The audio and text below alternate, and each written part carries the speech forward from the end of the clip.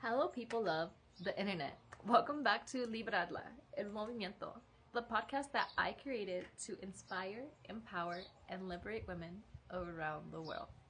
I want to take a second to talk about LiberarLa, the business that I created back in 2020 to inspire, empower, and liberate women around the world. Now, the reason I created LiberarLa was, well, there's a lot of things that were tying into the fact of how I created LiberarLa and why I branded it specifically the way I've been branding it. Now, for starters, I will say I've been choreographing and dancing in my city since 2018. I just did that out of my name, and eventually people would come to me with what they knew that I could teach them. I knew how to build websites. I knew how to submit for LLCs if you wanted to create a business. I knew who to talk to if you needed to network. I knew who to go to if you wanted to take a dance class, whether it was heels, whether it was hip hop, whether it was ballet. I became this hub for all these women who wanted to grow. And I realized through that I too could be a coach. And so in 2020, I had a relative who passed away through an overdose. And it really affected me because it was a cousin that I grew up going home with every single day after school. Now my cousin passed away back in 2020. And I remember growing up, he would always tease me because I hated for people to know my real name. As I said before, I would always go by Alex. So only family members that knew my real birth given name, I would ask them not to use it in public. And I remember he didn't care. He was a cousin that teased me all the time, and as soon as I got on the bus, he would tell everybody, "Hey, that's Katya. Did you know that's my cousin Katya? Katya!" And I'd be like, "Shut up. I don't want people to know that's my name." And he was constantly teasing me. And we rode the bus together every day after school. And I remember when we got to high school. Now, I grew up in Arizona, and I don't know if this is like this in every state, but I have to say there's a big epidemic of drugs being given to minors. And I think that in our public school system, there's a lot of influence of children doing drugs together. Now, I bring that up because, as I mentioned, my cousin died of an overdose. And we were 20 years old when he passed away, but I remember the first time I was introduced to smoking, I was 11 years old. And I was introduced to smoking at public school. You know, all the kids are doing it in the bathroom. Go ahead, take a hit. And it really exposed me to a lot of things that I wasn't necessarily aware of prior. Now, I can't necessarily speak for my cousin's experience, but I remember growing up, going through school, thinking it was cool, you know, to be smoking. I thought it was cool to be drinking all the time. I thought it was cool to be driving and racing.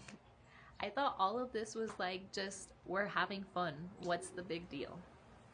Now as an adult, I look back and I see how much of my childhood was robbed. I see how much of time was focused on things that, quite frankly, I should have been focused on other things. But nonetheless, the big reason why I created LiberarLa was knowing that what I experienced growing up doesn't have to be the reality. What I saw firsthand through my neighborhoods and my city doesn't have to be what our children grow up with. And that's what inspired me to create LiberarLa, is when my cousin passed away in 2020 of an overdose. I remember going to my job and saying, "Hey, I need to spend time with my siblings. I want to make sure that they have my undivided attention. I want to make sure that I'm having conversations with them, so if they're going to do drugs, they do it safely. If they have questions, they can ask me."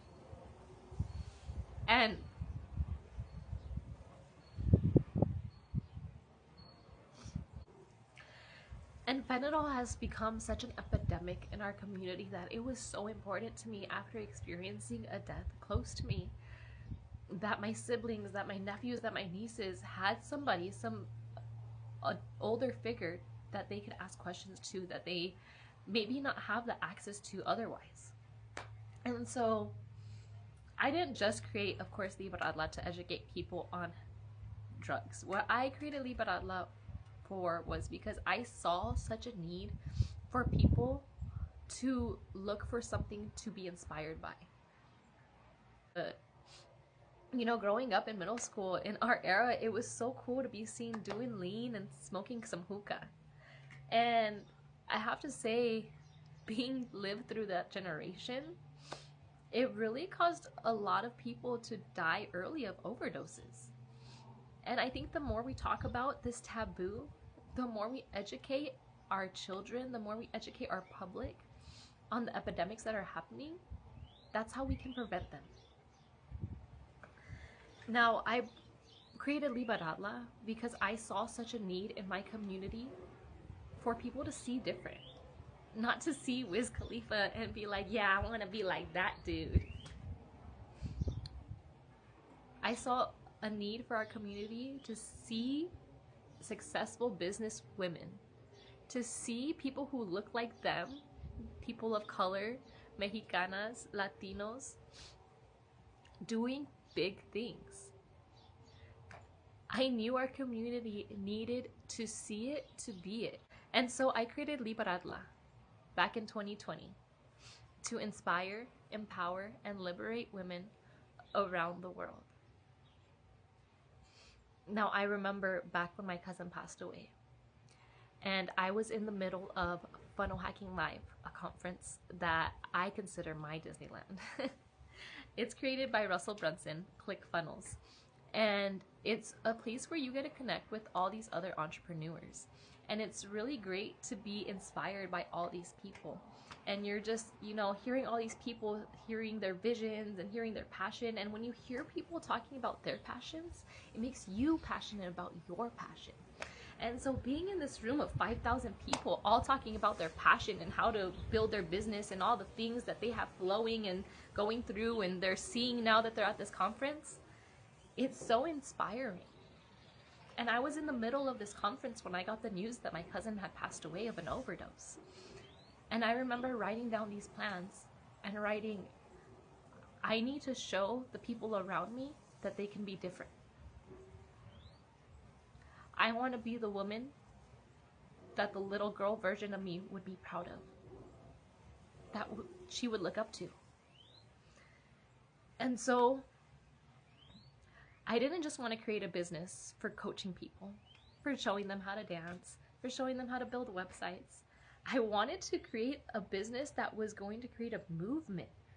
I wanted to create a business that was going to push people to empower themselves to be the best version of themselves they can, to build that business that they've been dreaming of, to do that job opportunity that they've been thinking of, to learn that skill set that they've been dreaming of over and over. You're given your visions for a reason. Now the universe is going to get louder and louder and louder until you choose to listen. I say that ironically because I created LiberarLa back in 2020. But I have to say, I've gotten the biggest push to build my business now as I'm building as a single mom. Now, I remember back in 2020 when I got the news that my cousin had passed away of an overdose. And I did what I knew exactly how to manage my emotion, which was dance. So I put my headphones in and I danced as much as I could until I fell to my knees. And, you know, I had a conversation with him because I truly believe that spirits you could always speak to.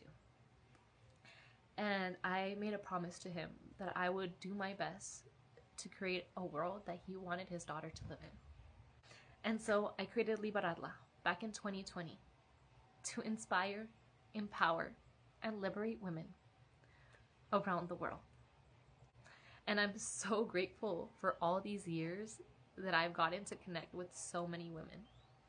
And I know that this is just the beginning.